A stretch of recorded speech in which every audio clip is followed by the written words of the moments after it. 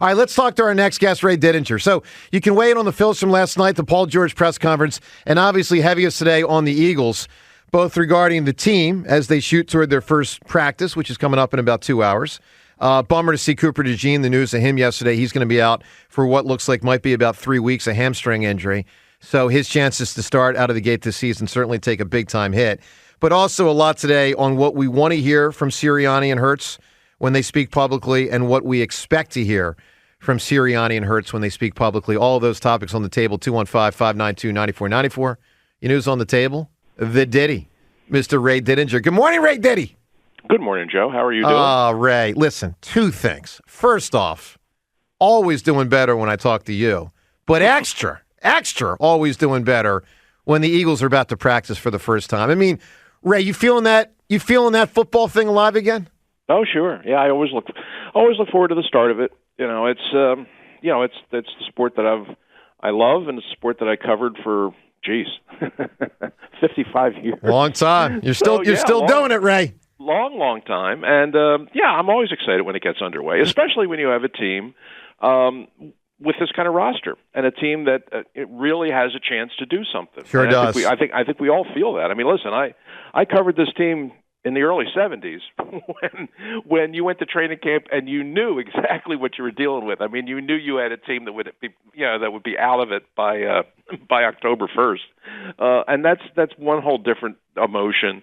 But when you start a season and you go to training camp and you have a team that has a realistic shot of getting to the big game, of getting all the way there and playing for a championship, then it becomes really, really exciting. And I think that's how we all feel about this. I agree. Look, they got a lot of talent. They do. By the way, let me also say the Twitter poll question of the day. It's brought to us by Armin Chevrolet. Whether you want gas or electric, Armin has an Equinox for you. Armin's offering great savings on all Equinoxes. Together, let's drive. ArminChevy.com. Today's poll question, do you want the NFL, as there is discussion now of, to go to an 18-game regular season? A, yes.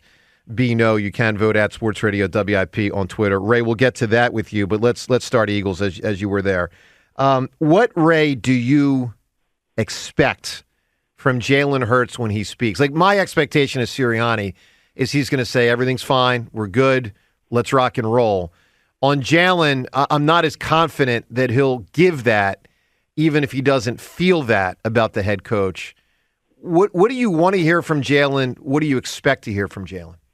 Well, I don't know. I mean, what I would like to hear from him is a little more clarity than we did the last time we heard from him.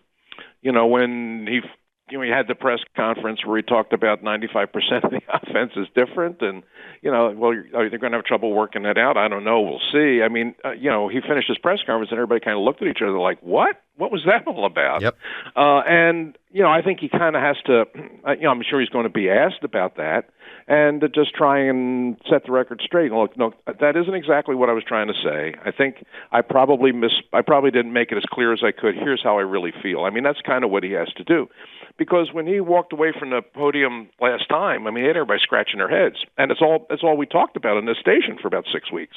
So, I mean, the first thing he has to do is he has to clear the air on all of that and just tell us exactly how he does feel about what happened at the end of last year, and more specifically how he feels about working with a new offensive coordinator and the changes that are going to be in the offense, and what he has to do to get his game back on track. Because we saw, listen, there's no sugarcoating it. I mean, there was a major regression with this guy. I mean, he went from being, pretty much eyeball to eyeball with Patrick Mahomes in the championship game 2 years ago to a guy who was struggling to complete the pass in the end of the season. So, I mean, there was a big, big difference. And is he capable of getting back to what he was? Of course he is. Of course he is.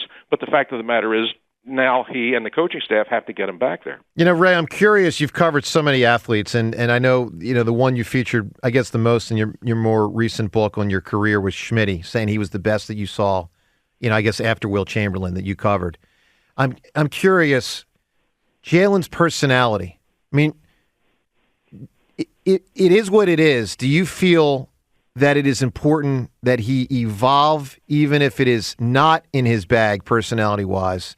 Or are you a believer of what a person's personality is what it is, don't try to change him, even if he's the quarterback of the football team? I'm kind of in the second category. I mean, the person is what he is. And I know the Phillies. It's funny you bring up Schmitty in the same context because the Phillies thought for a certain part of his career they thought that Schmitty, as great as he was, that he was too cool, and he was too aloof. And Danny Ozark.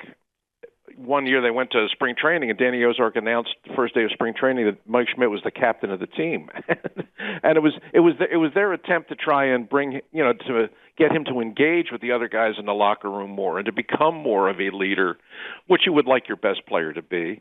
But it was we went to Schmidt, and Schmidt rolled his eyes they just told me that, and and it was we all knew it was silly because that's just not him.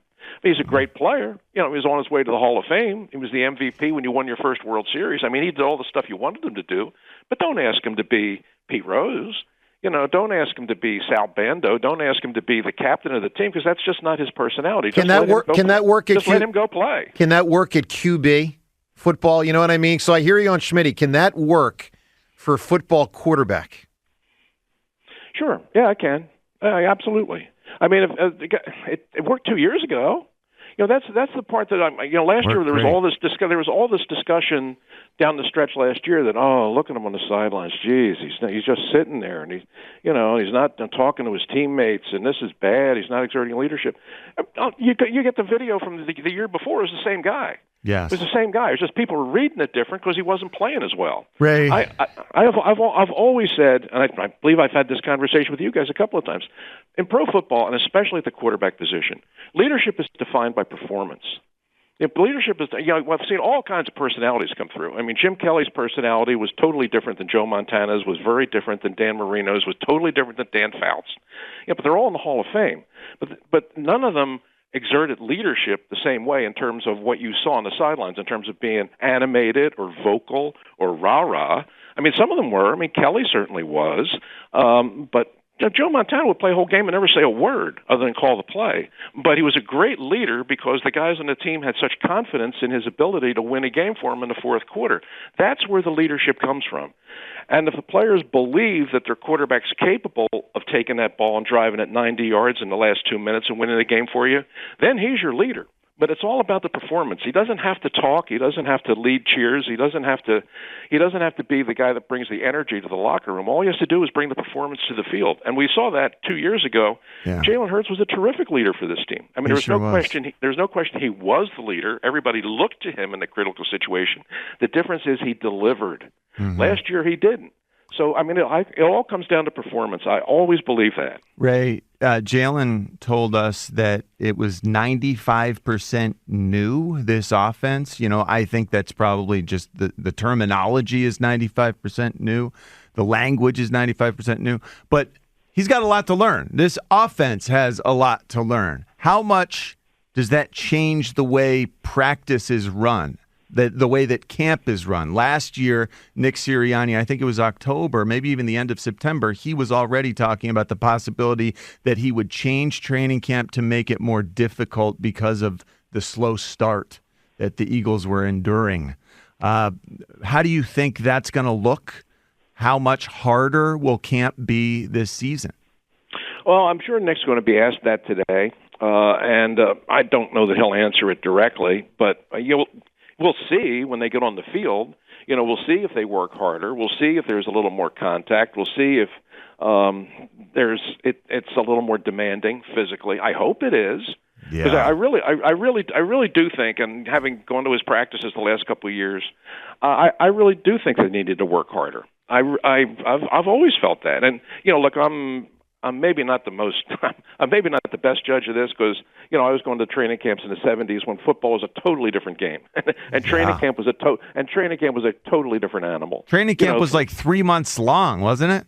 You went like July the 8th, and you played 6 preseason games. Oh, you didn't break camp until you went from July 8th to September the 8th. 6 preseason games, and you never left training camp. Guys never had a day off. I mean, right. it was like Papillon. It was like a prison camp. And it's 2 or 3 practices every day, and you're wearing pads and you're hitting for every one of them. For Vermeil, that certainly was true. And for Kayat, it was. But I mean, nothing was ever like Vermeil's camp. I mean, Vermeil's first camp in '76 was the most brutal thing I ever saw. I mean, they did. I mean, it was 3.5 hour practices every day. In full gear, full contact every day, and then meetings till 11 o'clock at night. I mean, guys were on their hands and knees going to breakfast in the morning. It's unbelievable. Yeah. Unbelievable. All right, so Ray, let's talk about this camp. By the way, Joe, I'm not suggesting that Sirianni has to go back to that. No, I didn't think you were. By saying that and telling that story, I'm not suggesting that that's the way to do it today. No question. Because they'll never allow you to do that today, but to be a little bit tougher and a little more demanding than they have been the last couple of years. Yeah, you can ask a little more than what you've been asking. So Ray, this camp, for a good team, and the Eagles should be a good team, maybe a great team, they've got more open battles for starting spots than most quality Eagles teams I can ever remember. I'm curious, of all the spots that are open right now for who's going to start, which position and which combination of players intrigues you the most to watch at training camp? Oh, the secondary.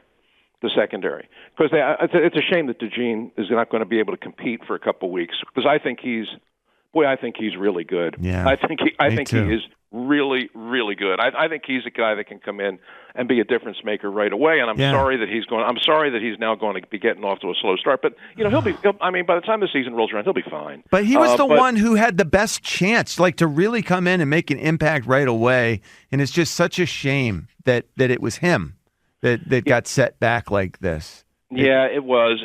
But Mitchell's really good. But I mean, that's really what they have to sort out is the secondary. I mean, that's.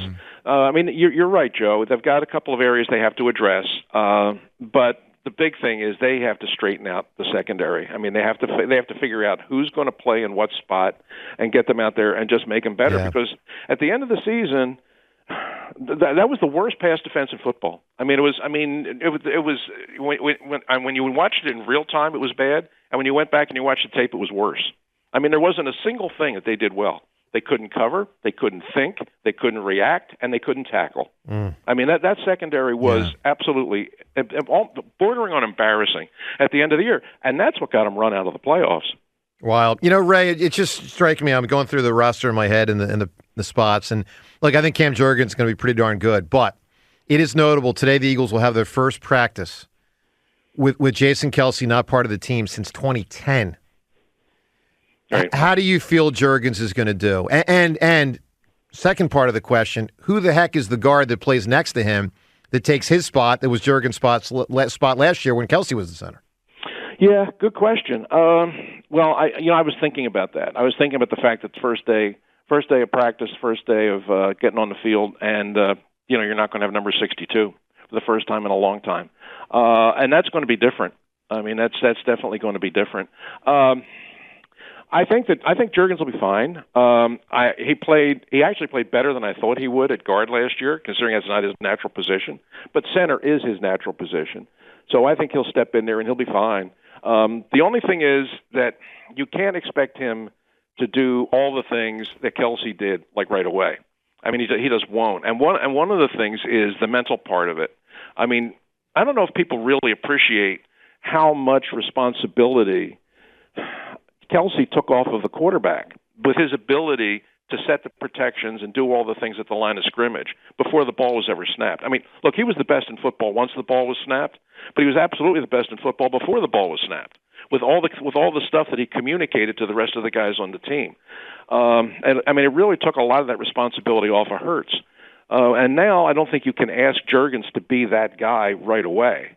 So it's going to be a little bit more for Hurts to see and think and do and try and communicate, because he can't rely on the center to do all of it. I don't know, Ray. I that is a big question mark. Who calls these redeclarations of the mic? On a lot of teams that I've been on, it's been one or two or both or a mix. It's center and quarterback. Right. It's just like a rule of the West Coast offense that it's center and quarterback who sort of work that out amongst themselves. It really is going to tell us a lot.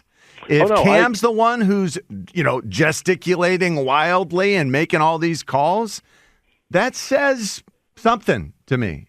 I would like to see Jalen being more immersed in, making sure he's communicating everything. I agree, John. Than having Cam do it. Look, you want them both to be able to do it. Yes, Absolutely. You want them both to be able to do it, but I want Jalen to do it. Yeah, I mean, because I want him to advance.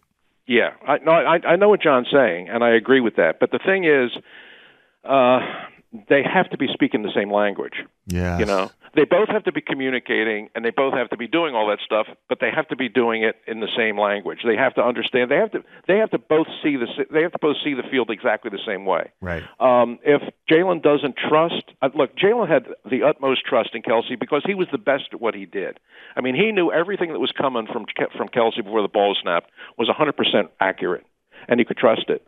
Will he have that with Juergens right away? I don't know. It has to happen. It has to happen. That communication has to be there, and it has to be good for the offense to function. That's where the offense starts, where the ball is snapped. But, for years now, you could sort of it was just a given that you had a great center who could do that better than anybody. So it was something you never even had to think about. Yep. Well, now you got to think about it. Well, yeah, now he grows. Now he is looking at this and making the call himself and working together with a new center who's also looking at this and making the new call himself. They're collaborating. It really is like they're growing at the same time in the same offense with a new staff. Like everyone's learning this for the first time. They're learning it together. It's a good symbiotic moment for them to sort of grow together. It'll be fascinating to watch. There's no question. Ray, let's get to the pass rush. So 2 years ago, 70 sacks, third most in NFL history. That team included three guys that are no longer here: Fletcher Cox, Hargrave, and Reddick. Is this defense's pass rush good enough? I mean, obviously you can't win in a big way in the NFL without a pretty good pass rush. Is this pass rush good enough? Well, it's going to be different. It's going to be different with Fangio calling it. It's going to be a different look, and they're going to approach it a different way. But a lot of it depends. A lot of it depends on your Georgia guys. I mean, those are all high draft pick, blue chip players that you brought in here to kind of be the guts of your defense. And, they've shown you at various times that they're really good, but they haven't put it together yet. And that's, when I look at that front seven, that's what I really think about is Davis and Carter and Smith and Dean. Those guys, if they all play the way that, if they all come out and play and prove to be the players that you drafted them to be, then you're going to have a really good defense. But it starts with those guys. I think the problem is it might be just Jalen Carter who's really the guy you bargained for. That's where they need Bryce Huff. So Ray, we asked Jaws about 3 weeks ago on the show, like, is he legit? And it was not a yes answer. Right. It just was not a yes. Jaws was like, He got to the quarterback a lot last year because they had missed assignments and guys didn't block him and he got in there. Yes, no question, Ray. In your opinion, for $51 million, replacing Hassan Reddick, is Bryce Huff legit? I'm kind of where Jaws is. I'm kind of where Jaws is. And I don't mean to suggest that I don't think he can. I'm not suggesting he can't do it, but I need to see him do it 2 years. Because, he was in, last year, he's been in the league for a while now. And then last year was sort of his breakout year. But it's really just been 1 year. And I've seen that before. I've seen that, guys, he's just kind of a guy for a couple of years, and all of a sudden he has a great year, and everybody thinks he's a superstar. But in reality, he's just a guy who had a good year. Well, they're paying him to be a superstar. That's kind of what they're doing, and they need him to be that guy. I know what Ron said because I can't tell you I watched a whole lot of the Jets last year because they were a non-factor pretty much most of the season. But after the Eagles signed this guy, I went back and I looked at it, and his sack total, while it was really good, a lot of them were missed assignments. A lot of them were missed blocks. That's kind of the mistake that people made. Not that I mean to evoke a bad name, but Marcus Smith. When Marcus Smith came out of college, everybody ran you the sack total. Oh man, look at all the sacks he got. And he went back and looked at them, and they were all missed blocks. And it turned out he got here. That's fascinating. It turned out that he wasn't nearly the player that his stats would lead you to believe. Now, I'm not saying that necessarily could be with Huff. But there was there a little bit of that? Yeah, there was. He's got a very quick takeoff. He obviously has some good pass rush skills. I just don't know. I want to see how Vic wants to use him because at the Jets he was never a base defense player. He was purely a pass rush specialist. with what you're paying him now, I think you're going to ask him to be more of a base defense player. And I don't know that he's going to do that because from what I saw last year, he is not a great run defender. He's not going to give you much against the run. He's out there to do one thing, and that's get after the quarterback. And for the money you're paying him, he's going to have to do it in a big time way. Hey, Ray, we sounds like Jason Babin, Joe. Yeah, a little bit. Don't even go there. I mean, hold on. Ann Iverson again. Don't go there with me. I can't even take the name Babin. Can't do it. Ray, we look forward all season to talking football with you. Thanks, Ray. Great stuff. All right. By the way, Ray, I know you got it. Speaking of football season, I know you got a big time event coming up in September. Tell us about that. Oh, yeah.